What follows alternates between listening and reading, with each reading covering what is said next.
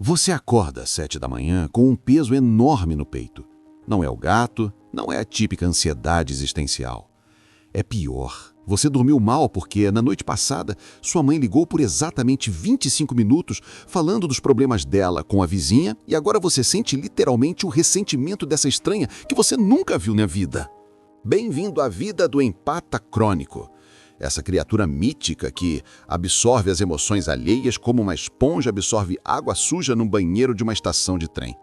A verdade incômoda é esta: enquanto todo mundo acorda se perguntando o que vai comer no café da manhã ou se tem gasolina suficiente para chegar ao escritório, você acorda já exausto, porque passou a noite processando inconscientemente as frustrações de pelo menos 7 pessoas diferentes. Seu colega de quarto que está bravo com o chefe, o caixa do supermercado que te atendeu ontem e estava visivelmente deprimido, seu colega que está passando por uma crise conjugal e te contou tudo em detalhes durante o almoço. Você se tornou um disco rígido emocional ambulante e ninguém perguntou se você tem espaço disponível. Você levanta da cama e já sabe que vai ser um daqueles dias. Abre o Instagram para se distrair e se depara com um story de uma amiga reclamando do namorado. Pronto. Primeira emoção liberada. A frustração amorosa de outra pessoa, 8 horas e 12 minutos. Muda para o Twitter e lê sobre alguém que acabou de perder o emprego. Pronto. Ansiedade financeira adquirida, 8 horas e 14 minutos. Checa o WhatsApp e tem um voicemail da sua irmã dizendo que se sente incompreendida pela melhor amiga. Pronto. Dor de relacionamento importada, 8 horas e 17 minutos. São 8 horas e 18 minutos e você já acumulou mais bagagem emocional do que um aeroporto internacional durante as férias de Natal. Se ao ouvir esses primeiros versos você pensou, mas ele está falando de mim mesmo, deixe um like agora. Assim eu saberei que você também acorda exausto, carregando emoções que não são suas. Você vai ao banheiro e se olha no espelho. Aquelas olheiras parecem ter sido desenhadas com canetinha roxa por uma criança de 3 anos. Seu cabelo é uma mistura de ninho de pássaro abandonado com um salão de cabeleireiro clandestino falido. Mas o problema não é estético. O problema é que quando você se olha no espelho, não consegue distinguir qual emoção é realmente sua. Aquela tristeza latente que você sente é sua ou você descarregou em outra pessoa? Aquele cansaço existencial é seu ou é resquício da conversa da noite passada com aquele amigo que se sente perpetuamente inadequado? Você não sabe. E essa é a verdadeira tragédia do empata. Você se tornou uma colagem emocional viva, uma colcha de retalhos psicológica feita de pedaços de outras pessoas costurados com um fio invisível. Você está tomando café da manhã quando sua mãe liga de novo. Ela precisa desabafar mais um pouco sobre o vizinho. Você escuta por mais 15 minutos enquanto o café esfria e sua vontade de viver evapora junto com o vapor da xícara. Quando desliga, sente um nó no estômago. Não é seu, é dela, mas agora está dentro de você, tão confortável quanto o invasor que se instalou na sua barriga sem pedir permissão. Você sai de casa e pega o metrô. É hora do rush. Isso significa que você está cercado por pelo menos 200 pessoas, cada uma com seu próprio universo emocional de ansiedade, frustração, desejos reprimidos e raiva contida. Para você, não é apenas um metrô lotado, é um campo minado emocional onde cada pessoa é uma bomba relógio prestes a explodir, com emoções que vão te atingir em cheio. O cara à sua esquerda está claramente estressado. Dá para perceber pelo jeito como ele segura o corrimão como se fosse o pescoço de alguém que lhe deve dinheiro. A mulher à sua direita está triste. Ela tem aquele olhar vazio que diz: acabei de brigar com alguém que eu amo. E você sente os dois. Não porque você quer, porque você não consegue evitar. Você chega ao escritório e as coisas não estão melhorando. O escritório aberto é um verdadeiro banho de vapor emocional, onde todos estão lentamente fervendo em suas frustrações relacionadas ao trabalho. Seu colega Marco está irritado porque seu chefe rejeitou um projeto. Sara está ansiosa porque tem uma apresentação importante esta tarde. Luca está deprimido porque sua namorada terminou com ele no fim de semana. E você? Você está lá, sentada à sua mesa, absorvendo tudo isso como um aspirador de pó humano, programado para coletar apenas lixo emocional. Alguns podem dizer, Mas é maravilhoso ser empático. Significa que você é sensível, que entende os outros, que é uma pessoa especial. Claro, tão especial quanto uma lata de lixo. É especial porque aceita todo tipo de rejeição. A verdade é que ser empático sem limites é como ter uma casa sem portas. Todos entram quando querem, sentam no seu sofá, comem da sua geladeira e, quando vão embora, deixam rastros de trauma emocional espalhados por toda parte. A pausa para o almoço surge como uma trégua temporária. Em uma guerra sem fim, você vai comprar um sanduíche rápido e encontra um conhecido que não vê há meses. Erro fatal. Ele conta que o pai está doente, que o casamento está desmoronando e que se sente sobrecarregado pela vida. Você ouve, concorda com a cabeça e oferece palavras de conforto. Ele vai embora se sentindo melhor. Você volta para o escritório com a sensação de acabar de correr uma maratona emocional em subida durante uma onda de calor africana. A tarde se arrasta lentamente como um caracol sedado. Cada hora traz novos fardos emocionais. Uma colega reclama do baixo salário. Outra desabafa sobre o chefe tirano. Alguém lhe conta sobre os problemas familiares. E você absorve tudo, como um acumulador compulsivo que não consegue se desfazer de nada. Ao final do expediente, você acumula bagagem emocional suficiente para abrir um museu de traumas coletivos. Você chega em casa e desaba no sofá. Está exausto. Não fez nada particularmente extenuante fisicamente, mas está exausto, porque ser um empata crônico significa gastar energia emocional como um bilionário gastar dinheiro durante uma crise existencial, descontrolada, ilimitada e lógica. Seu corpo está tecnicamente descansado, sua mente é um campo de batalha pós-apocalíptico. Você liga a TV para se distrair. O noticiário, guerras, crises econômicas, desastres naturais, histórias comoventes de animais abandonados. Cada notícia é um soco no estômago. Você muda de canal. Um filme dramático em que o protagonista sofre o tempo todo. Você sente cada emoção como se fosse sua. Muda de novo. Um talk show em que as pessoas discutem acaloradamente. Você absorve a atenção pela tela como se fosse contagiosa. Você desliga a TV. O silêncio é ensurdecedor, porque você finalmente está sozinho com todas as emoções que acumulou ao longo do dia. Você tenta fazer yoga para relaxar. O instrutor no vídeo no YouTube diz para você se conectar com seu eu interior.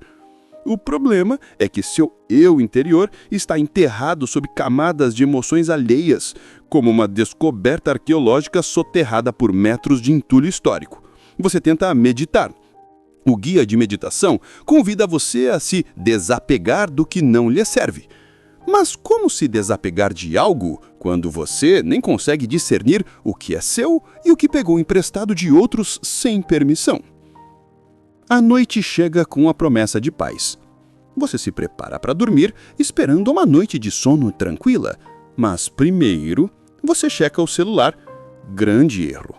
Há uma mensagem de um amigo que está passando por um momento difícil.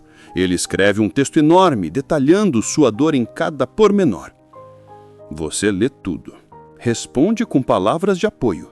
Quando finalmente desliga o celular, 2 horas se passaram e você se sente como se tivesse acabado de ser um psicoterapeuta voluntário em um plantão noturno de uma sala de emergência emocional. Você se aconchega debaixo das cobertas, carregando o peso emocional do dia. As emoções alheias se instalam confortavelmente na sua cama, como colegas de quarto indesejados que decidiram dormir com você sem serem convidados. Você tenta dormir, mas sua mente repassa cada interação do dia. Aquele colega de trabalho que parecia triste, aquela caixa que parecia frustrada, aquele amigo que parecia irritado. E você? Onde você se encaixa nisso tudo? Quem você é quando remove todas as emoções que absorveu dos outros? Essa é a vida do empata crônico. Uma vida dedicada a coletar fragmentos emocionais dos outros, como o arqueólogo que coleta pedaços quebrados de cerâmica antiga, na esperança de juntar algo significativo, mas sempre terminando com um quebra-cabeças incompleto, feito de peças que não se encaixam. Você vive em um estado constante de fusão emocional, onde as ponteiras entre você e os outros são tão permeáveis que você poderia ser descrito como um ser humano sem portas ou janelas. Mas eis a parte interessante. Todo esse sofrimento, toda essa confusão, toda essa absorção emocional indiscriminada não é inevitável, não é uma maldição genética nem um destino inescapável escrito nas estrelas. É simplesmente o resultado de nunca ter aprendido a distinguir entre sentir com alguém e se tornar alguém. É a consequência de confundir empatia com egocentrismo. É isso que acontece quando confunde compaixão com codependência. A verdade incômoda que ninguém te conta é esta. Ser empático não significa ter que absorver as emoções dos outros como uma esponja absorve água. Não significa ter que carregar o fardo emocional de todos como uma mula de carga emocional. Não significa ter que sacrificar seu próprio bem-estar psicológico no altar da sensibilidade. Ser verdadeiramente empático significa ser capaz de sentir profundamente sem se perder no processo. Significa ser capaz de oferecer apoio sem esgotar completamente suas reservas emocionais. Significa ser capaz de compreender a dor de outra pessoa sem necessariamente ter que vivenciá-la em primeira mão, como se fosse sua. O problema é que ninguém nunca te ensinou como. Você cresce ouvindo coisas como "você é tão sensível", como se fosse um elogio, quando na verdade soa mais como um diagnóstico. Dizem que você é uma ótima ouvinte, quando na verdade estão te usando como um confessionário humano disponível 24 horas por semana. Te elogiam por estar sempre presente para os outros, sem perceber que estar sempre presente para os outros significa estar perpetuamente ausente de si mesma. E assim você desenvolve aquilo que poderemos chamar de complexo de salvador emocional. Você se convence que seu valor como pessoa depende da sua capacidade de absorver e processar as emoções dos outros. Começa a acreditar que se não está ajudando alguém a se sentir melhor, então não está fazendo o suficiente. Desenvolve uma identidade construída inteiramente em torno da sua função de receptáculo emocional para os outros. E quando tenta impor limites, quando ousa dizer não, quando tenta poupar um pouco da sua energia para si mesmo, você se sente egoísta, você se sente mal. Sente que está traindo a sua essência. Mas a verdade é que essa natureza não é essencial. É condicionada, é aprendida, é o resultado de anos recebendo reforço positivo e sempre que você se sacrificava para os outros, e reforço negativo sempre que ousava se colocar em primeiro lugar.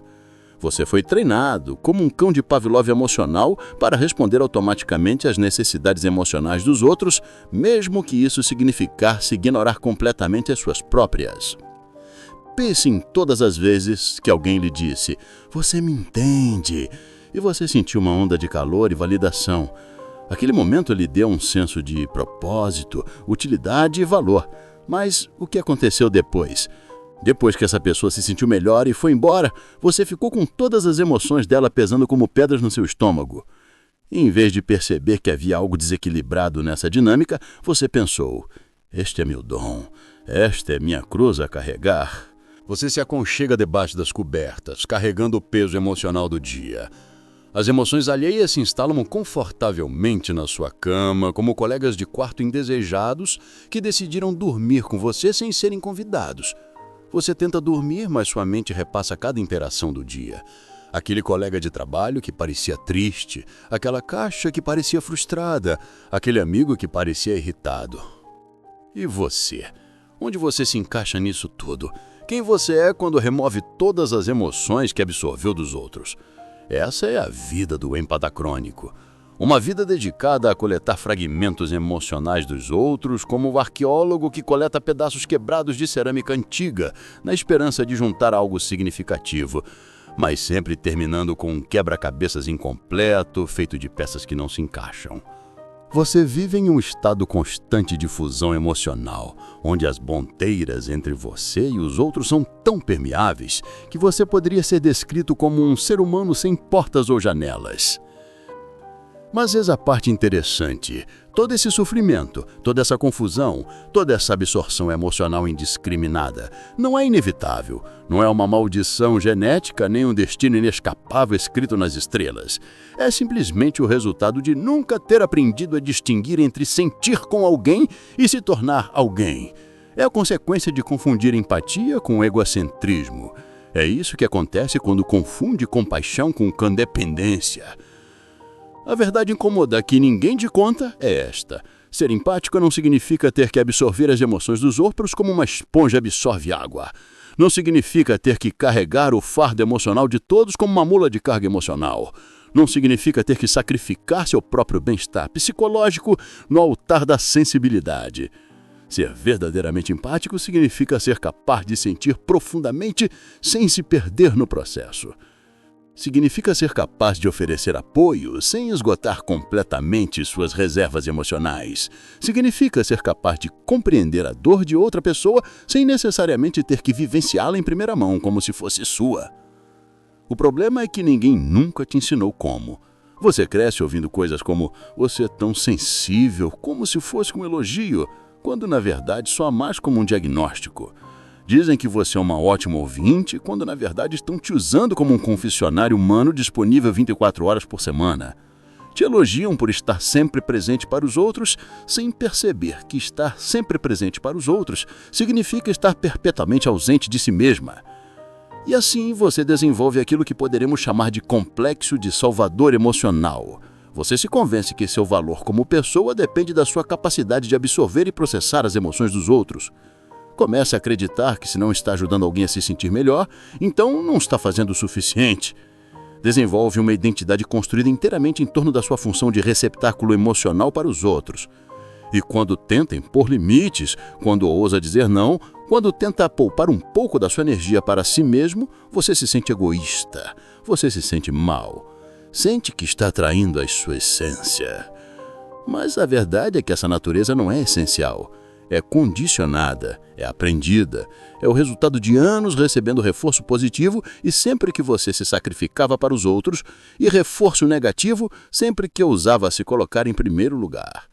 Você foi treinado como um cão de Pavlov emocional para responder automaticamente às necessidades emocionais dos outros, mesmo que isso significasse ignorar completamente as suas próprias.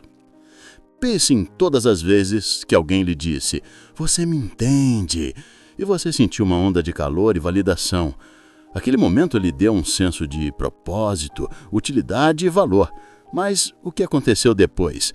Depois que essa pessoa se sentiu melhor e foi embora, você ficou com todas as emoções dela pesando como pedras no seu estômago. E, em vez de perceber que havia algo desequilibrado nessa dinâmica, você pensou: "Este é meu dom, esta é minha cruz a carregar". Não, não é um dom. É um hábito disfuncional disfarçado de virtude espiritual. É codependência emocional disfarçada de compaixão. É incapacidade de estabelecer limites saudáveis disfarçada de sensibilidade superior. E enquanto você continuar contando essa história para si mesmo, continuará vivendo como uma lata de lixo emocional que todos usam, mas ninguém limpa. O primeiro passo para romper com essa dinâmica tóxica é reconhecer o quanto você secretamente gosta disso. Sim, você leu certo. Existe uma parte de você escondida em algum canto obscuro da sua psique que aprecia esse papel. Por quê? Porque ser o empata sofredor lhe dá uma sensação de superioridade moral. Faz você se sentir especial. Isso destaca você da multidão de pessoas insensíveis, que aparentemente não sentem nada. Permite que você assuma o papel do nobre mártir que sofre pelos outros. Essa é a parte de você que secretamente se alegra quando alguém diz: "Só você realmente me entende". É a parte que se sente importante, quando você é a única pessoa a quem todos recorrem em momentos de crise. É a parte que, por mais estranho que pareça, precisa que os outros sofram para que você sinta seu valor através de sua capacidade de ajudá-los. É o seu lado narcisista disfarçado de altruísmo. Admitir isso dói. Dói como um dente podre finalmente tocado pelo dentista, mas é necessário. Porque enquanto você não reconhecer que existe uma parte de você que se beneficia dessa dinâmica disfuncional, você nunca conseguirá mudá-la de verdade. Você continuará sabotando todas as tentativas de estabelecer limites saudáveis, porque no fundo, você tem medo de perder aquela sensação de ser especial, necessário, indispensável. E depois vem a raiva. A raiva. anos e anos de raiva reprimida, porque todos sempre usaram seu espaço emocional como um estacionamento gratuito, sem pedir permissão. Raiva, porque ninguém nunca te perguntou como você está, com a mesma intensidade com que você pergunta aos outros. Raiva, porque quando você finalmente tenta falar sobre seus problemas, as pessoas se entediam ou mudam de assunto porque você sempre foi o instrumento, não o conteúdo. Raiva, porque você percebeu que muitas das suas chamadas amizades na verdade, são relações parasitárias onde você dá constantemente e os outros recebem constantemente. Mas você não consegue expressar essa raiva porque empatas não sentem raiva, certo? Empatas são compassivos, compreensivos, pacientes. Sentir raiva significaria não ser espiritual, significaria ser egoísta, significaria decepcionar todos que contam com você para apoio emocional. E então você reprime a raiva.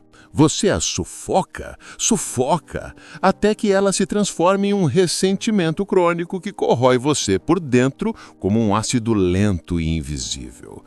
Esse ressentimento se manifesta de maneiras sutis. Você se torna passivo-agressivo, diz sim, mas inconscientemente sabota outra pessoa. Ajuda alguém, mas o faz com uma energia pesada que comunica: você está me fazendo um favor ao me deixar fazer isso. Ou se isola completamente, desaparece, se tornando um fantasma emocional, porque nunca aprendeu a dizer não, de forma direta e honesta. Ou pior ainda, começa a usar sua sensibilidade como arma. Manipula através da culpa, controla através do seu papel de salvador, pune retirando sua presença curativa quando alguém ousa não se comportar como você se comportaria. Este é o lado sombrio do empata não integrado, o vampiro emocional que se alimenta do drama alheio, porque sem esse drama não sabe quem é. A pessoa que inconscientemente cria ou atrai crises porque, em meio à crise, sente-se viva, útil, necessária. O mártir que se queixa constantemente de quanto sofre pelos outros, mas jamais faria algo diferente, pois esse sofrimento se tornou sua identidade. Reconhecer tudo isso exige muita coragem, porque significa encarar o fato de que você não é apenas a vítima inocente nessa história, você também é um participante ativo. Você ajudou a criar essas dinâmicas nocivas. Você permitiu que elas acontecessem. Em alguns casos, você até as incentivou porque precisava delas para se sentir importante. Mas aqui está a boa notícia. Uma vez que reconheça tudo isso, poderá começar a mudar. Poderá começar a distinguir entre suas emoções e aquelas que absorveu. Poderá começar a estabelecer limites sem se sentir culpado. Poderá começar a dizer não sem explicações elaboradas. Não se justifique, não peça perdão profusamente, simplesmente diga: não posso fazer isso. Ponto final. Nas primeiras vezes você se sentirá como se tivesse cometido um crime. A culpa será avassaladora, mas resistir a essa culpa é essencial. É o preço da sua liberdade emocional. O primeiro exercício prático é simples, mas revolucionário. Todas as manhãs, assim que acordar, antes de checar o celular ou falar com alguém, faça uma autoavaliação emocional. Sente-se em silêncio por 5 minutos e pergunte a si mesmo: o que estou sentindo agora que é realmente meu? Será difícil no início? Talvez você não encontre nada, porque está tão acostumado a ser preenchido pelas emoções dos outros que as suas próprias ficam soterradas sob camadas de detritos psíquicos eternos. Mas continue fazendo. Todos os dias. Torne-se um arqueólogo de sua vida emocional interior. O segundo exercício consiste em criar o que eu chamo de rituais de separação. Após cada interação emocionalmente intensa com alguém, reserve 5 minutos para si. Lave as mãos, imaginando que está lavando as emoções que não lhe pertencem. Respire fundo 3 vezes, visualizando a liberação do fardo emocional que absorveu. Sacuda o corpo como um cachorro faz ao sair da água. Pode parecer bobagem, mas funciona. O corpo armazena memórias emocionais tanto quanto a mente. E dar a ele um sinal físico para liberá-las ajuda a completar o ciclo emocional. O terceiro exercício é o que eu chamo de prática de dizer não sem desculpas. Quando alguém lhe pedir algo e você não quiser fazer ou não tiver energia, Simplesmente diga não. Não dê explicações elaboradas, não se justifique, não peça perdão profusamente. Simplesmente diga não, não posso fazer isso. Ponto final. Nas primeiras vezes você se sentirá como se tivesse cometido um crime. A culpa será avassaladora, mas resistir a essa culpa é essencial. É o preço da sua liberdade emocional. O quarto exercício consiste em reconhecer e nomear suas emoções à medida que as sente. Ao longo do dia, quando sentir algo intenso, para por um segundo e pergunte-se: essa emoção estava presente quando acordei hoje de manhã? Ou surgiu mais tarde de interagir com alguém? Se surgiu mais tarde, provavelmente foi absorvida. Então você pode escolher conscientemente não se apegar a ela. Você pode dizer mentalmente: essa emoção não é minha. Eu a reconheço, mas não vou me apegar a ela. Parece simplista, mas a consciência é o primeiro passo para a libertação. O quinto exercício é o que podemos chamar de inventário de relacionamentos. Pegue uma folha de papel e divida os seus relacionamentos em 3 categorias: aqueles que te energizam, aqueles que são neutros e aqueles que te drenam. Seja brutalmente honesto. Depois, olhe para a lista daqueles que te drenam e pergunte-se: o que aconteceria se eu reduzisse drasticamente o tempo que eu passo com essas pessoas? A resposta pode ser assustadora, pois pode incluir pessoas que você considera amigos ou até mesmo familiares. Mas lembre-se, você não precisa manter relacionamentos que te prejudicam só porque eles existem há muito tempo. O sexto exercício consiste em desenvolver o que eu chamo de testemunho compassivo. Em vez de absorver automaticamente as emoções das outras pessoas, pratique simplesmente observar. Quando alguém lhe conta um problema, em vez de se apropriar dele, mantenha-se presente, mas distante. Imagine que existe uma tela transparente entre você e a outra pessoa. Você pode ver e ouvir através da tela e até mesmo oferecer apoio através dela, mas a tela impede que as emoções entrem diretamente em seu sistema. Isso não é frieza. São limites saudáveis. O sétimo exercício é a expressão autêntica. Comece a dizer a verdade sobre como você se sente, mesmo quando essa verdade não for confortável ou espiritual. Se você estiver cansado de ouvir, diga. Se não tiver energia para lidar com os problemas de outra pessoa, diga. Se sentir usado, diga. Sua autenticidade é mais valiosa do que a sua disponibilidade. E as pessoas que realmente te amam vão respeitar seus limites. Aquelas que não respeitam estão mostrando que, para elas, você é uma função, não uma pessoa. O oitavo exercício é confrontar sua sombra. Sente-se num diário e escreva todas as coisas que você não quer admitir sobre si mesmo. O fato de que, às vezes, você gosta do drama alheio. O fato de que você se sente superior por ser mais sensível? O fato de que já usou sua empatia para manipular ou controlar? O fato de que teme o abandono caso deixe de ser útil? Escreva tudo sem censura. Depois, leia o que escreveu e, em vez de julgar, simplesmente reconheça. Essa parte existe, é humana. E reconhecê-la é o primeiro passo para integrá-la de forma saudável. O nono exercício é o que eu chamo de empoderamento através do autocuidado radical. Comece a se tratar com o mesmo cuidado obsessivo que você dedica aos outros. Se você dedicaria 2 horas a ouvir um amigo em crise, dedique 2 horas a algo que nutra sua alma. Se você compraria um presente para consolar alguém, compre um presente para si mesmo.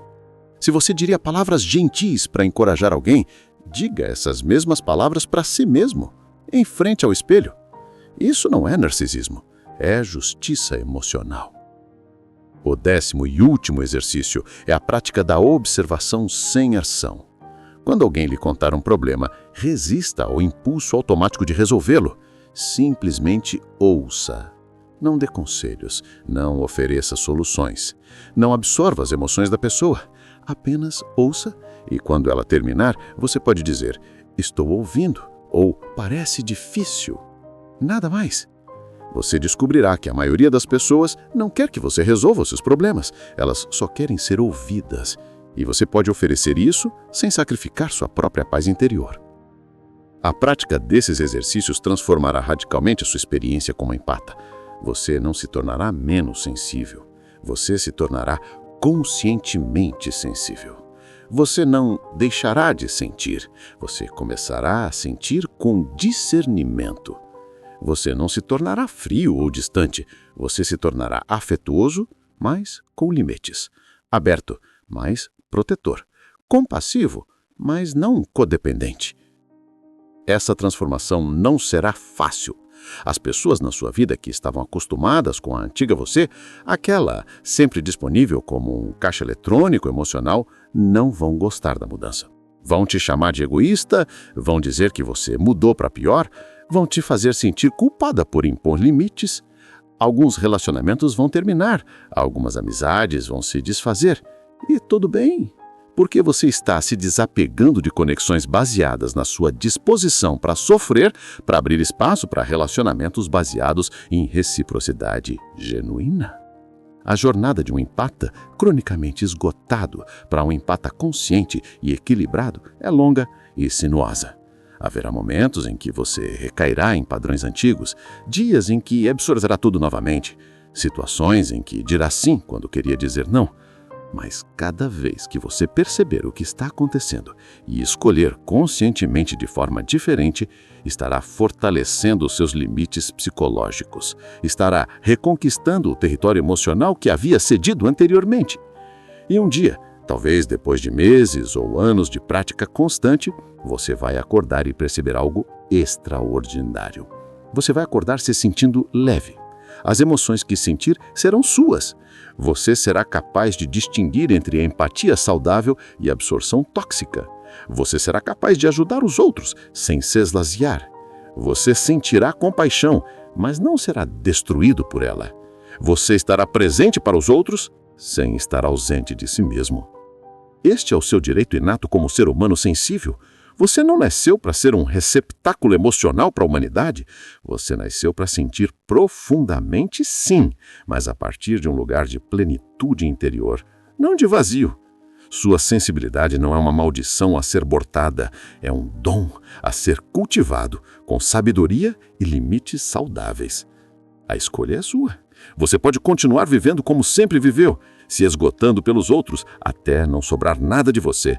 Ou pode escolher se tornar um empata consciente, alguém que sente tudo, mas não carrega tudo, alguém que oferece apoio, mas não se sacrifica, alguém que é sensível e soberano ao mesmo tempo.